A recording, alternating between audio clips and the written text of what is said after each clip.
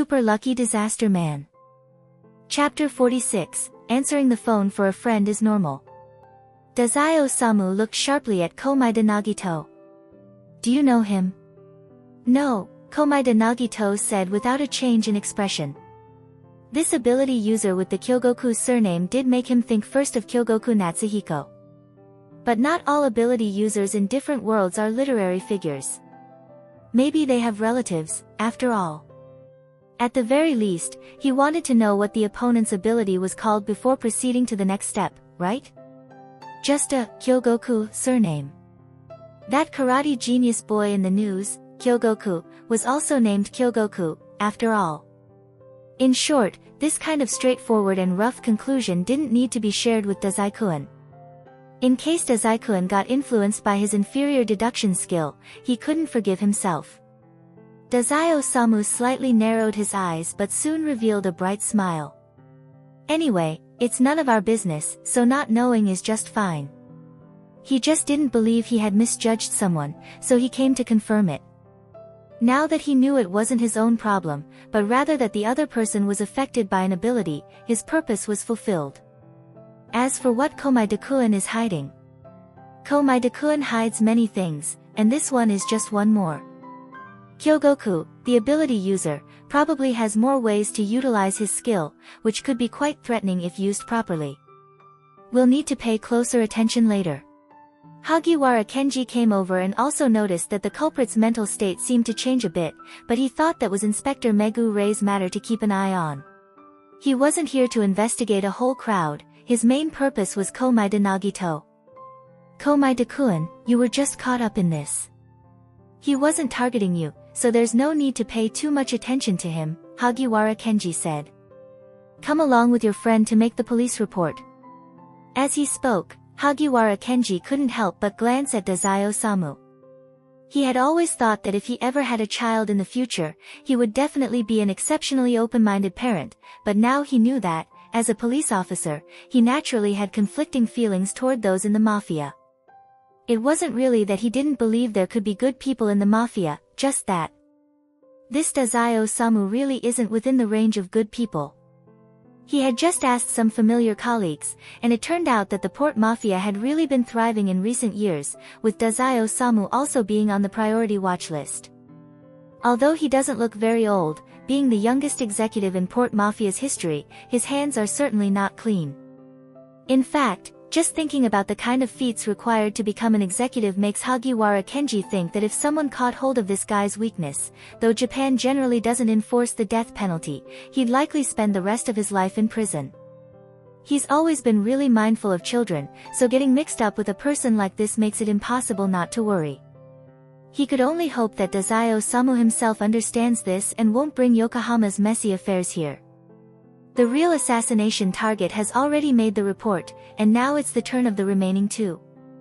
Komaeda Nagito made reports so proficiently it made people feel heartache, while Dazai Osamu actually used the excuse of, anyway, we're always together, experiencing the same events, and besides, the statement each of us gives is sufficient verification for the other, to reluctantly escape from making reports. What a joke. Coming all the way to Tokyo, doing nothing, but instead leaving behind a record in Tokyo, Mori-san would surely die laughing. Speaking of which, it was the same on the bus last time.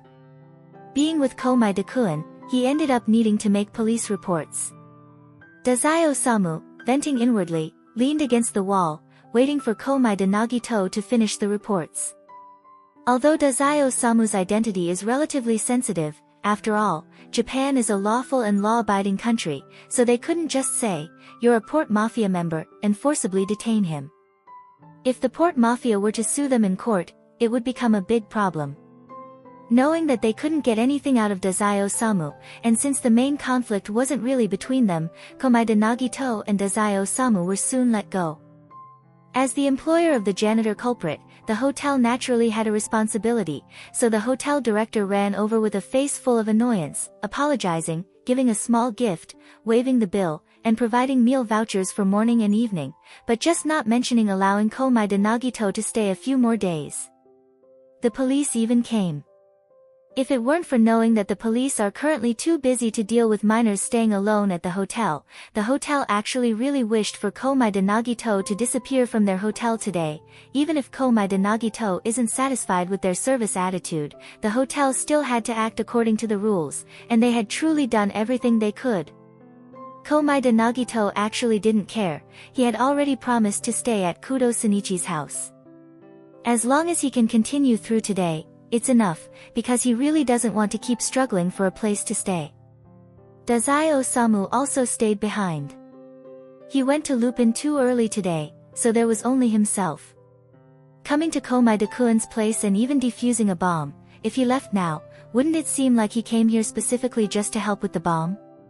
Dazai Osamu, already familiar with the situation, took a simple shower in Komaeda Nagito's room, washing off the dust and sticky feeling from handling the bomb and climbing the elevator shaft, then borrowed Komaeda Nagito's clothes to wear. After washing, he neither dried nor blew his hair, letting it drip wet as he walked out, without any discomfort as he continued the topic from before the elevator event. Komaeda-kun, it seems like you still haven't answered my question. Have you encountered anything strange recently? Komaeda Nagito had finished washing, lying on the bed while looking at his phone, and upon hearing Dazai Osamu's question, he thought for a bit. If I have to say something, 2 days ago I lost a USB, but then I found one that's almost identical to mine. Oh, Dazai Osamu, who initially looked bored, suddenly had his eyes light up. Did you check the contents of the USB? No, it has a password, Komaeda Nagito replied. He considered giving it to the police, but for Komaeda Nagito, this USB might bring either good luck or misfortune, so he decided to wait for a while. If nothing happened, he would then hand it over to the police. Dazai Osamu didn't ask to see what was on the USB. He simply said, the person tailing you is probably the owner of the USB. I see. Komaeda Nagito trusted Dazai Osamu's judgment. Kudo-kun said this person was waiting for me at the school gate. Perhaps we can meet tomorrow, and I'll return it to him then. At that moment, Dazai Osamu's phone suddenly rang. He took it out and glanced at it, then pressed the mute button. Facing someone who relentlessly clings, even coming for a second time, and even a third. Komaeda Nagito couldn't help but say, Dazai-kun, aren't you going to answer the phone? After all, it's still the Port Mafia. There might be something very important. Not answering the phone, couldn't that mean missing something important? Dazai Osamu looked at his phone with a frustrated expression. I know what the boss wants to say, really, it can be done without me. He just can't stand me being idle. He clearly said I wouldn't need to be so busy for me to agree to become an executive. Suddenly, Dazai Osamu seemed to remember something. He turned his head to look at Komaeda Nagito, blinking. Komaeda Nagito. Komaeda-kun. Dazai Osamu suddenly became enthusiastic. Could you answer this call for me? If he asks where I am, just tell him that I'm currently unable to take the call. Alright. Although the request was a bit strange, Komaeda Nagito generally wouldn't refuse a request from Hope. It's an honor to help Dazai-kun. Thus, Dazai Osamu sat down at the edge of Komaeda Nagito's bed, pressed the call button, and then placed the phone to Komaeda Nagito's ear. Dazai-kun, you're certainly taking your time with this call. Komaeda Nagito gently cleared his throat. Sorry, Dazai-kun is currently unable to take the call. There was a moment of silence on the other end of the line. Komaeda-kun. Mori-san still remembers me, what an honor. Komaeda Nagito's tone heated up, then he started to improvise. Sorry, because the phone kept ringing, I was worried that Dazai-kun might miss something important, so I took the liberty of answering his phone. I hope you don't mind. Mori Ogai, feeling conflicted, I don't really mind. Even the owner of the phone, Dazai Osamu, didn't mind. That said, although he did say Dazai Osamu should frequently interact with Komaeda Nagito to gather intel, he really didn't expect that one day he would call Dazai Osamu, only for Komaeda Nagito to answer. What exactly is the situation that could make Dazai Osamu throw his phone to Komaeda Nagito, and doesn't want to see a family member? One has to say, Mori Ogai is very familiar with Dazai-Osamu. With a bit of imagination, he suspected that Dazai-Osamu didn't want to answer his call, so he deliberately passed it to Komaeda Nagito. Moreover, Dazai-Osamu's phone isn't something that can be discarded after one use. It's definitely encrypted, and Mori Ogai didn't believe that Dazai-Osamu would directly tell Komaeda Nagito the password. So Mori Ogai somewhat clearly tried saying, "But I'm really surprised. I didn't expect you two to be so close, with Dazai-kun even giving you his phone's password." "It's not like that," Komaeda Nagito said quite calmly. "I just wanted to take a look at the display, but I must have accidentally touched something, and the call went through." Mori Ogai. His first reaction was disbelief. This flimsy excuse was about as trustworthy as saying, "Teacher, I actually did my homework, I just didn't bring it." But recalling Komaeda Nagito's information, Mori Ogai couldn't find the words to argue. Considering Komaeda Nagito, it really does feel somewhat plausible. "Are you in a hurry to find Dazai-kun?" Komaeda Nagito asked courteously. "Actually, the matter isn't very urgent, but what exactly is Dazai-kun doing? Why can't he answer the phone?" Mori Ogai followed up with the question. Dazai-Osamu, for the sake of holding the phone in a more comfortable position, leaned his entire body against Komaeda Nagito. Water droplets from his still wet hair rolled down into Komaeda Nagito's collar, causing him to shiver a bit. Komaeda Nagito had no choice but to reach out and take the phone, conveniently getting some inspiration from Dazai-Osamu's dripping wet hair. "He's taking a shower. At this hour?" Mori Ogai glanced suspiciously at the clock on the side. Because of the fire drill in the afternoon, which ended and was followed directly by school dismissal, even though Dazai-Osamu and Komaeda Nagito were exhausted for a moment in the elevator, they even had to make police reports, but in fact, it was still early. Dazai-Osamu was completely unperturbed, his face full of interest as he watched, waiting for Komaeda Nagito to continue his free play. Because dismantling bombs can get quite messy, it's necessary to clean up a bit. Komaeda Nagito thought there was no need to hide this anyway. If Mori Ogai wanted to know, he could definitely find out, so he spoke plainly. Mori Ogai fell silent. Port Mafia's intelligence network in Yokohama was still relatively well connected, but after all, they had only just established a firm foothold in Yokohama for less than a year. Their influence hadn't yet extended as far as Tokyo, so it was surprising that they could gather such peculiar information from just a phone call. Why dismantle bombs? Where were these bombs dismantled? How did these bombs relate to them? 3 questions consecutively came to his mind. Mori Ogai carefully asked, "What happened?" Komaeda Nagito then briefly recounted what had just occurred. Although Dazai-Osamu didn't need to hold the phone at the moment, he stayed close to hear what Mori Ogai had to say. Instead of distancing himself, he found a more comfortable eavesdropping position, unconsciously leaning more than half of his body weight against Komaeda Nagito. He was imagining Mori Ogai's current expression while suppressing his laughter. After listening to Komaeda Nagito's explanation, Mori Ogai's face was full of indescribable complexity. "So, the truth is that Dazai-kun made a trip to Tokyo and even did a favor for the explosive ordnance disposal team. Dazai-kun still hasn't finished washing yet?" Mori Ogai asked. Komaeda Nagito, although feeling that both sides represent hope, decided that since he had already agreed to Dazai-Osamu first, he needed to properly fulfill the task for Dazai-Osamu. Thus, without changing his expression, he continued fabricating. "Actually, when the phone rang earlier, I went to call him, but there was no movement in the bathroom. He might have tried to commit suicide again." Mori Ogai. Dazai-Osamu. Even Dazai-Osamu didn't expect Komaeda Nagito to still be able to think of reusing old material for this. "Last time I accidentally interrupted Dazai-kun's suicide attempt, I felt really guilty, so this time I decided to wait patiently outside." Mori Ogai had heard beforehand from Dazai-Osamu that at Komaeda Nagito's room, Komaeda Nagito had only watched without helping when Dazai attempted suicide.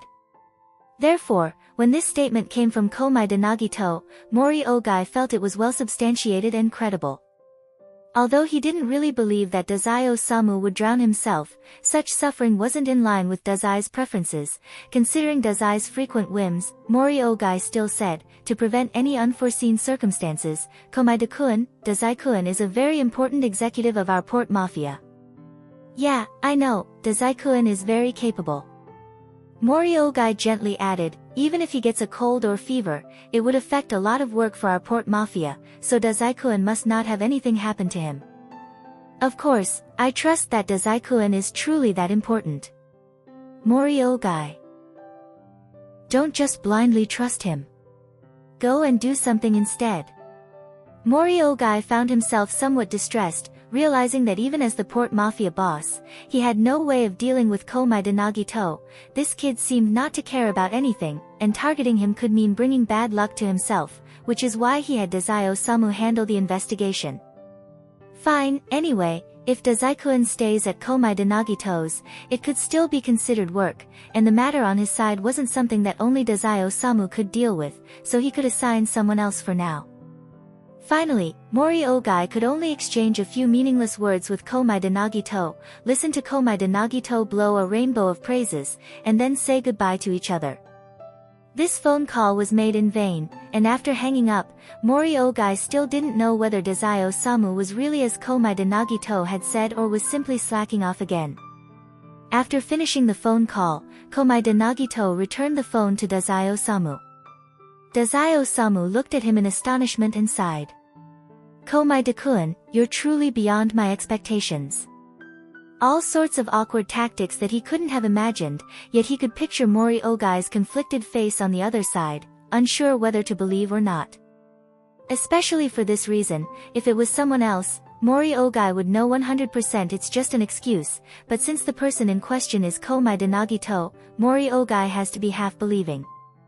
Komaeda-kun's capability in this aspect is truly irreplaceable. Thank you. Komaeda Nagito sighed. But Mori-san is right, Dazai-kun is very important. If Dazai-kun doesn't plan to die from a cold or a fever, it's better to dry off that hair. Dazai-Osamu pondered. Now that you mention it, I truly hadn't considered that possibility, but thinking about it now, the mortality rate from catching a cold or fever does seem a bit low. And it's easy to get muddle-headed with a fever, Komaeda Nagito added. If not only does it fail to kill you, but you end up as a fool, then it really feels like hope being defeated by despair, making him despair. Dazai-Osamu shivered slightly with a disgusted expression. Ugh, I definitely don't want to turn into an idiot. Being unable to breathe for too long could leave similar after effects, so with that in mind, hanging should also be eliminated as an option, Komaeda Nagito seriously analyzed for him. Speaking of this, Dazai-Osamu suddenly spoke with great interest, the book you gave me last time was very useful. I studied it for a few days and then had a subordinate buy me mushrooms. Although the probability of dying is low, I still hope for a new experience. Moreover, recently I've also learned a bit about cooking, planning to make some mushroom hot pot myself. Komaeda-kun, would you like to try it? Ha, I'd better not. Komaeda Nagito smiled wryly, refusing. With the exam coming up, I should do my best to maintain a good state. Only at times like this can one truly feel it. Dazai-Osamu, like a mischievous child, said with a subtly emotional tone. Komaeda-kun is really a student, Komaeda Nagito, a student, went to school the next day as usual. In contrast to before, when Dazai-Osamu would sometimes disappear without warning, this time, Dazai didn't wake up from oversleeping. He merely waved from under the covers when Komaeda Nagito said, I'm heading off to school, as he left through the front door. Komaeda Nagito wasn't concerned and went to school as usual. However, when he arrived at the main hall, he noticed a slightly gloomy-looking young boy sitting in the resting area, coughing. The boy was glaring fiercely at the phone in his hand, as if he wanted to crush it. As Komaeda Nagito walked by, a hotel staff member approached the boy with a slightly stiff smile and inquired something of him. Little friend. Ahem, sir, are you still waiting for that person? It's already been an hour, hasn't it? Could it be that they've already left? The young boy, whose hair was all black except for the white tips, replied coldly, "No, he must still be here." "But you called, and no one picked up." "He's still here." "You sent a message, but there's no response." "He must still be here." The staff member hesitated, his eyes filled with the thought, could it be that the other person simply doesn't want to meet you? Unfortunately, the other party didn't understand this at all. Komaeda Nagito sighed internally, not even knowing which guardian was being so irresponsible, then acted as if nothing happened and walked out of the hotel, heading towards the school. Kudo Shinichi came looking for him again at noon. Kudo Shinichi, looking rather speechless, said, "I thought you, senpai, getting stalked was already pretty bad, but I didn't expect you to get caught up in a bomb incident as well." While eating breakfast and watching the news this morning, he almost spat out his coffee. Although the news has yet to release an image of the victim, based on the timing of the incident and the age of the victim. Could Kudo Shinichi not deduce that Komaeda Nagito and Dazai Osamu were also involved? Komaeda Nagito sighed. "That's why I said, getting too close to me won't lead to anything good happening." "See Dazai-kun, you should understand by now." Kudo Shinichi ignored this and curiously asked, "The news wiped out a lot of details, didn't they say it wasn't that serious?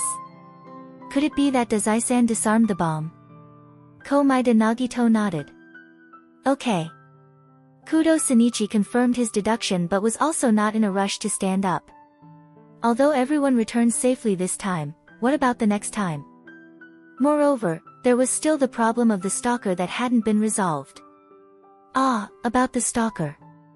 Hearing Kudo Shinichi's concern, Komaeda Nagito said, "Dazai-kun said it might be the owner of the USB I picked up." "That's possible." Kudo Shinichi hesitated. "So you guys mistakenly exchanged each other's USB, and then he found information about senpai from the USB? Then why did he run away yesterday?